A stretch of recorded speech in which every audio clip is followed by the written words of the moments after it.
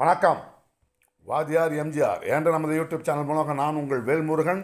தரமற்ற பொருட்கள் தயாரிக்கின்ற இடமாக, போலி பொருள்களின் புகலிடமாக தமிழ்நாடு மாறிவிட்டதா என்கின்ற சந்தேகம் நாளுக்கு நாள் வலுத்து வருகிறது. காஞ்சிபுரத்தில் தயாரிக்கப்பட்ட குழந்தைகளுக்கான இருமல் மருந்து அருந்தி 20க்கும் மேற்பட்ட குழந்தைகள் உயிரிழந்த அவலம் மத்திய பிரதேசத்திலிருந்து காவல்துறையினர் வந்து தமிழ்நாட்டில் கைது செய்கின்ற அளவிற்கு நிலைமை படுமோசமாக இப்போது கர்நாடகாவின் நந்தினி பால் அதனுடைய நெய்யை கலப்படமான முறையில் நம்ம தமிழ்நாட்டின் திருப்பூரில் தயார் பண்ணியிருக்கிறானுங்க.